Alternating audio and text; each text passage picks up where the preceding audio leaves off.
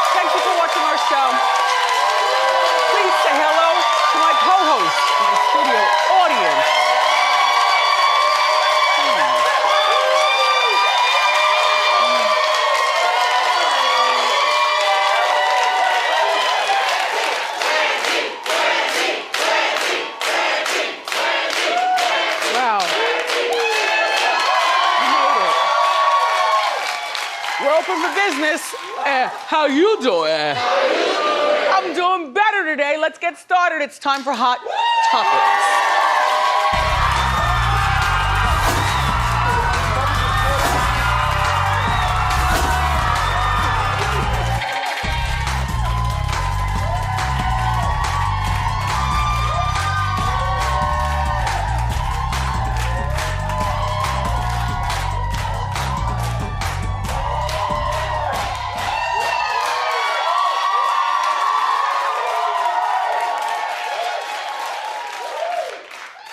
Well, as you can see, we have our live audience back. We can't have it bunchy, so we've done the best we can. Suzanne, you guys did a great job. Thank you. We're so excited. Yeah. We're so excited, yes. I know the crew that was our staff, they did a great job. They're going No, they did a great job. Yes. They're across the street watching. Yeah, exactly. But Yeah. now we've got them back. I'm Now so we got happy. the real crazy. The real crazies are here. Yes. Yes. Who's that man in the front row in the gray? I don't know. He thinks he's too good for us. Yeah, he's not clapping as loud as I would like him to. He's not doing it. Good morning, sir. Are you a spy reporter? No, not at all. From the New York Post or something? We'll get on it. Correct. Thank you. Nortman? Hi. You know everybody. Do you recognize him? No, he's right next to me, and I was like, who's this guy? Exactly. I noticed it as soon as the double doors opened up. Like I came out, I see the birthday girl in the orange glitter. Yes. And I'm seeing you in your cheetah print. And I'm seeing everybody, and then I look to him, and I'm like, uh-oh. One of these things doesn't belong. Perhaps he lost his way to Kelly and Ryan. And by the way, they don't have a live audience. We do. Thank you, sir. Thank you, sir. You know we do a lot of joking and joshing around here. Yeah. So I hope you all had a great Memorial Day weekend. I didn't do anything. It rained, it was cold. I went out one time to gather all the food I needed for the entire weekend, and I stayed inside watching the crime, the rain, people being disappointed. Although I was going to go to that, I was invited to the Bethpage Air Show. But that's a long commute. And then when they canceled it, and then all of a sudden it was back on, I said, that's a long time to ride for if it's canceled again. You know, but everybody looked like they had fun there. Like when I saw it on the news, I said, damn, I wish I went. But, you know. Anyway, so Blac Chyna, look at that. Look at that beautifulness. They do it every year here. Look at everybody on the beach just having fun with their families and stuff. The wind's blowing all around. Anyway, Blac Chyna is talking about the Kardashians. So Blac says, if they were black, they'll say it's ghetto, but all them are baby's mamas. Wait, no, Kim was married. But she's right. she's right.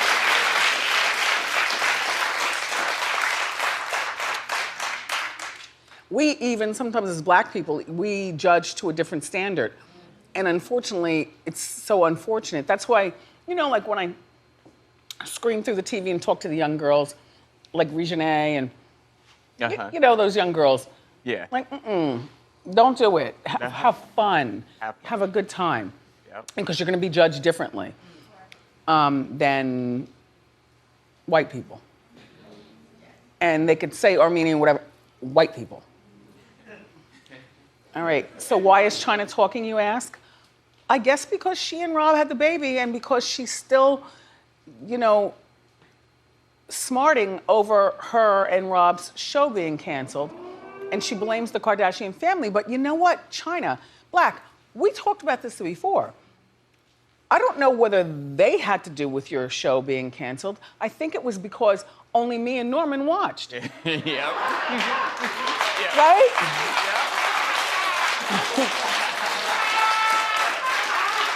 And I'm thinking everybody's watching.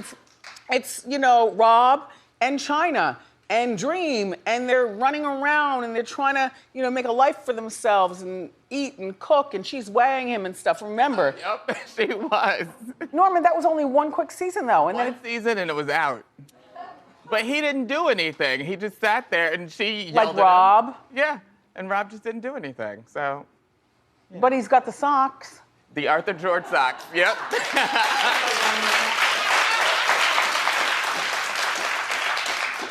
Anyway, but Blac Chyna's got she's probably taping now for the second season or third season of her Zeus show, which sometimes comes on We, which is how I can see it. And her eyelash store is open.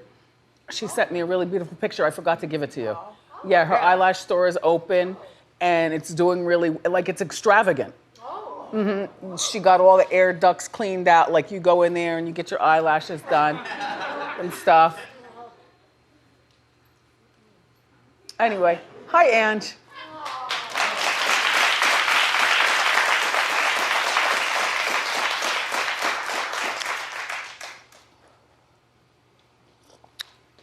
So Brad Pitt. No, and Andra Day. Well,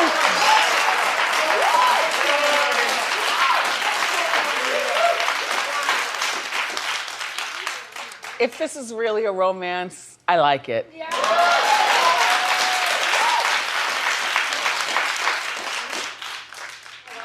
No, but he's got lukewarm reaction to everything. He's like, what am I doing? Oh, this guy. Oh, yeah. He doesn't know what's going on. Anyway, Brad and Andra reportedly were flirting and exchanging numbers at the Oscars. Well, I think that's fantastic for both of them. Yeah. Because for Andra, everything happened so fast. A lot of people still don't even know who she is. Like, she was nominated for the Oscar. She's got like this huge career. And people are still saying, you know, it's kind of like when you put the cart before the horse. You know, people are still saying, well, who is she? Now, she's been on our show before, so we know who she is. But the point being is that a lot of people are still catching up to exactly who she is. And as far as Brad is digging himself out of a situation he created himself by cheating on Jen and marrying that heathen.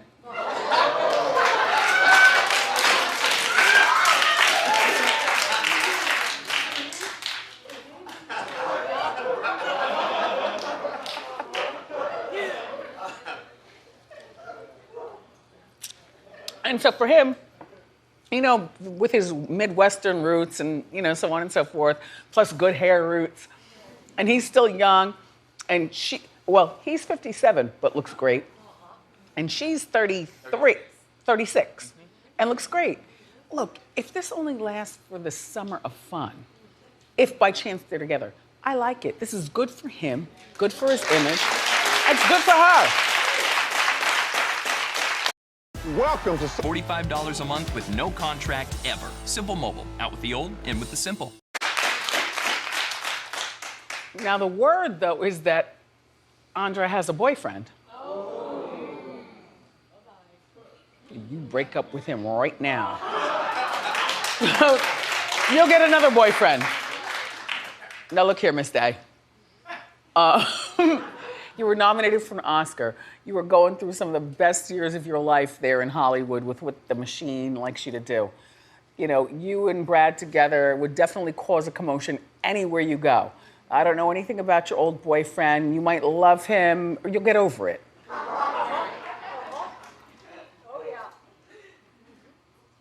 You're right about this one. You're really right. Maybe in 1 year, when she and Brad aren't together, but she's gotten everything that she needs from the Hollywood machine, she'll get back with the boyfriend. And he'll understand. In the name of my career, bye.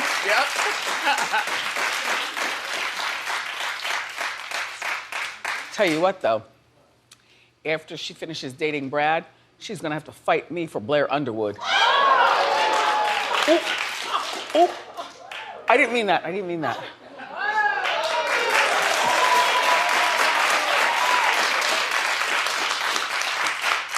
Oh, Blair. Doctor for the Knicks, Blair. He's a doctor. Yep, the sports doctor. He's a doctor, he's a father. He's been married to his wife for 27 years. And they've announced their divorce. They're divorcing. They have 3 children. The children are 19, 22, and 24. You know what probably might have happened? And nobody said anything yet, although I'm sure this has been going on behind the scenes for a moment. The Underwoods are a very private family, and I like that. They make it difficult for us, even here at Hot Topics, to scramble and find something. Even no good Norman. He can't find any cheatation on a situation, nothing. Nope. Just a good family.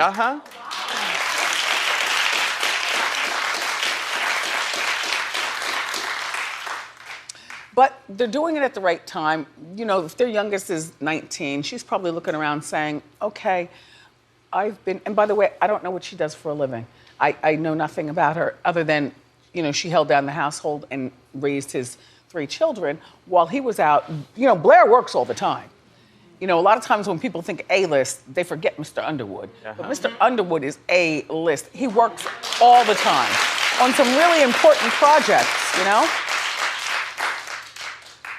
So, some people would say after 27 years, it's just cheaper to keep her. Why not just go on with your lives and like that? And I say because both of them still look young and sexy and still able to dip it and do it and make a new life for themselves, respectfully.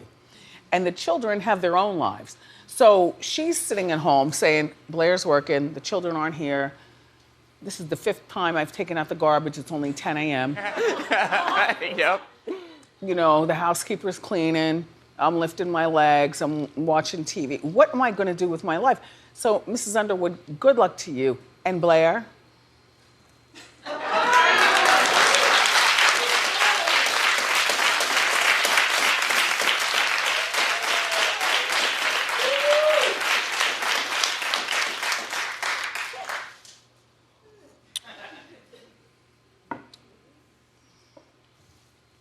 don't think she would be offended. She hit it first. Exactly. Fine. She won't care. Yeah.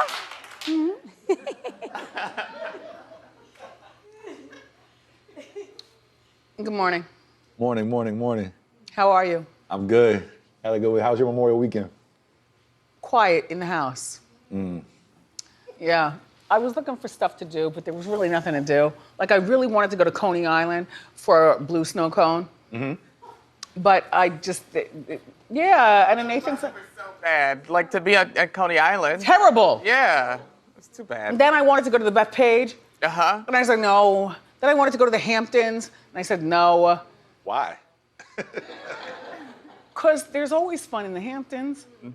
Please. Just saying. Did you play?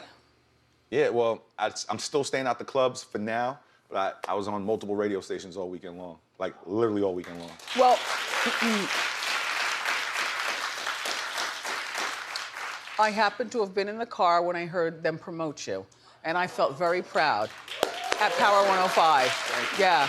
Thank you. They're talking about all the DJs lined up for the weekend, and when I heard Sus One, I was like, "Ooh, I'm proud of you." Thank you, thank you. I mean, just, you know. I rep the show Hard Body on the radio too. I don't know if you heard that part, but You do? yes. Anyway, Bill Cosby, who's now 83, he was denied parole. Now, he's still petitioning for this parole. He's already served 3 years in prison. He got a 7-year sentence. So at 3 years, you're allowed to apply for parole. And they were like, no, you stay right there in your cell.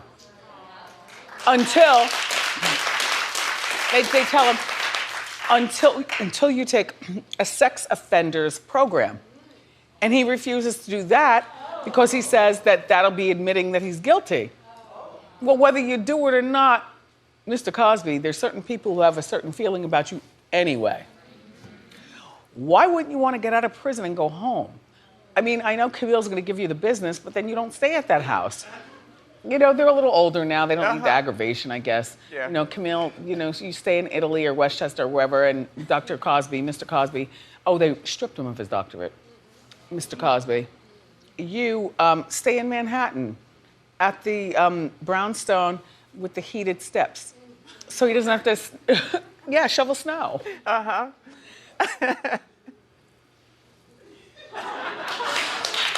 Just, what's he going to do? His lawyers are on his side that he needs parole. You know, he lectures at the prison and tells the prisoners, pull your pants up. And, you know, like, he's a really good prisoner in the prison and they really like him a lot, but he is in there with the killers and the $100 billers. They're not being soft about it at all, but people love him there. But, you know, if I were one of his lawyers, I would tell him, I'm on your side, Bill, only because that would make me more money. See, the second he gets on parole and gets that thing around his ankle and is in the house, all of a sudden you don't need to talk to your lawyers as much, you know? Even though I know he can't see, but you can always call your parole officer if you want to, you know, go downtown to have a nice meal or go uptown or whatever you're doing. You know, there's flexibility in parole, as I've learned.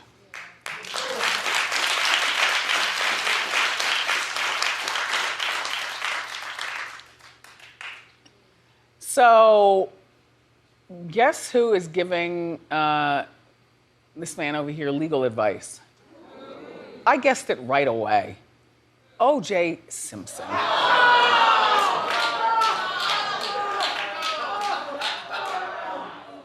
Take a look. Bill Cosby decided not to take a course, a sexual course in prison, and it probably cost him his parole. So he's not getting out. Well, when I was in camp, I took anything, all the courses. I wanted to get home to my kids. I took a victim impact course that was particularly galling to me because I had to get up and apologize to my victims. And I got up and said, guys, I'm sorry I caught you trying to sell my stolen property, but I would have taken a cooking or sewing class. I would have taken anything to get home and get out of prison. And I'm with OJ. I am with OJ. You take any class you can just to get out of prison. OJ's guilty, Cosby's guilty. We know what we think in our minds, what they did. But OJ is making sense here. I apologize, but.